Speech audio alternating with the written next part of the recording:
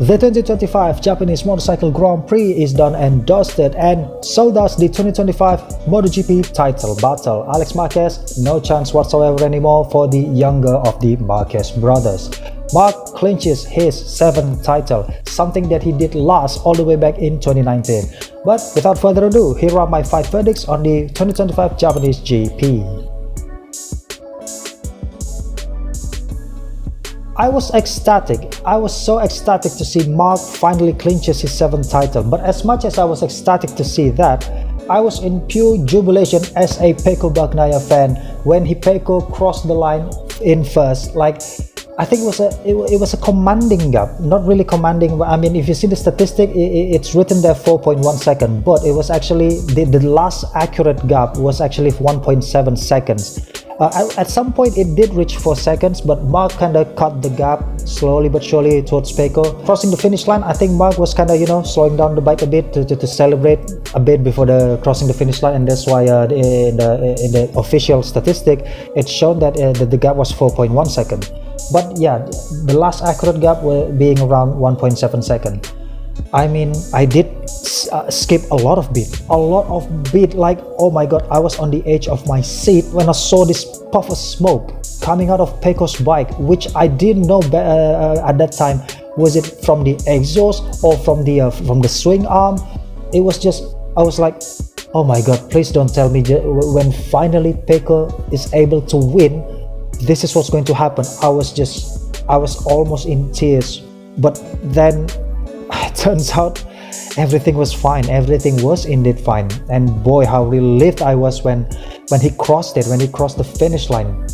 It's very fortunate, very fortunate. But Pecco, I'm not really going to get into the hype train of the Pecco is back, because until I see a repeat of form for the next 2 rounds, then I will be able to be convinced that Pecco is indeed back, that he has found his form back. This is a perfect weekend basically. Pole position, sprint win, main Grand Prix win, and fastest lap.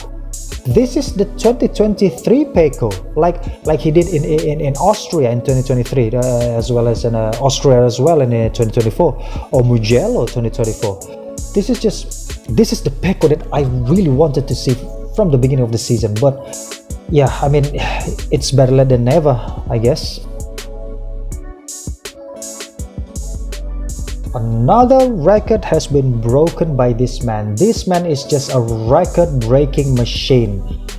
Oh boy, 12 years ago he broke the record of being the youngest ever MotoGP world champion, and now another record has been broken. He is the first rider to clinch another Premier Class title after losing it for 5 whole years. He last did it in 2019, 2020, 21, 22, 23, 24. He lost. He was nowhere near title battle in those 5 seasons, and finally after those 5 consecutive years, he finally won a title again. And also another record that I believe he writes it today, he wrote it today, is the oldest MotoGP champion, excluding the GP 500 years of course, at 32. I mean, back in the GP 500 days, the likes of Wayne Rainey still being world champion at 32 as well, and also a lot of, but bottom line is a lot of old world champion.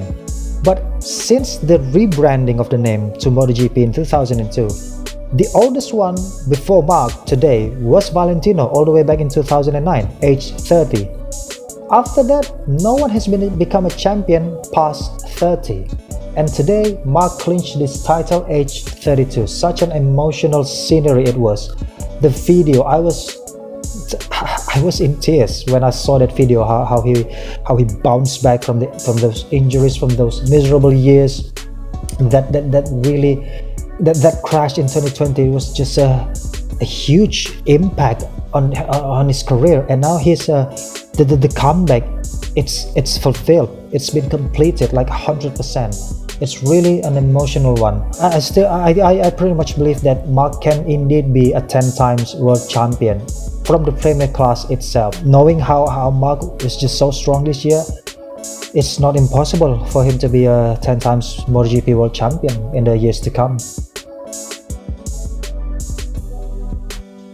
Yes, you heard me right, it's been 4 years. 4 years since we saw Joan stood on the podium. The 2021 Algarve Grand Prix, the second Portimao race, if you can recall it well.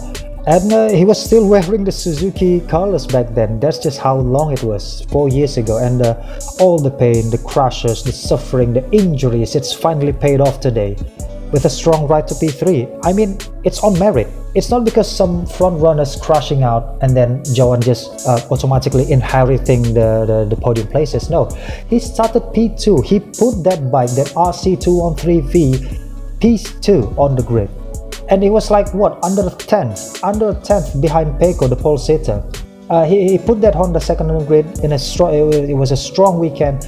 In the sprint, he was fourth. He lost to Pedro, but today Pedro made a mistake, and then I mean, even if Pedro didn't make that mistake, Joan will surely still be able to overtake him like cleanly. Like it really is on merit. Honda are getting stronger, but the question is it sustainable? Frankie seems to be able to continue this trend of steady and clean weekend. After the first time that it was started in at Misano a few weeks ago, not a single mistake, not a single contact, not a single erratic riding from the number 21. Starting 6th, finishing 5th. I mean, it was supposed to be another 6th place had Pedro not done that mistake. But well, again, it's knowing that in the past few Grand Prix he was like riding so erratically. These two back-to-back weekends, San Marino and then now the Japanese Grand Prix, it's a clinical weekend for Frankie. And coming to Mandalika in these flyaway races, basically, I hope there is going to be some improvement from Frankie Morbidelli, knowing that he rides the GP24 and seeing how Alex Marquez, what Alex can do with on board that GP24. Actually, this is a bit disappointing from Frankie. Despite how clean the weekend seems, it's still a disappointing result. Frankie should be battling for podiums, or at the very least top 4s. I mean, like slowly but surely, I think he's getting there. Even though, I'm not really sure what will be of him coming to the Indonesian round at Mandalika in a few weeks' time.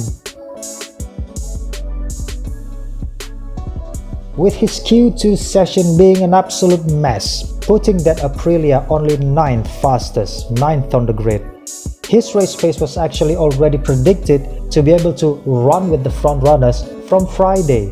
From Friday during the practice session, he topped it. He topped the Friday practice session, and he proved just that in the race.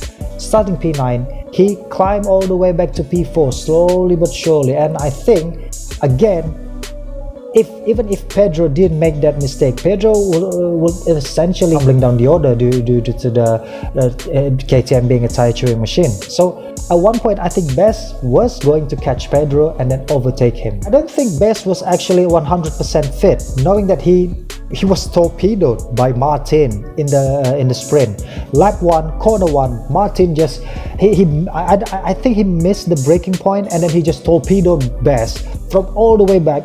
Like he was jumping a lot of bikes, and then he was straight into Bess, and it was just a horror crash.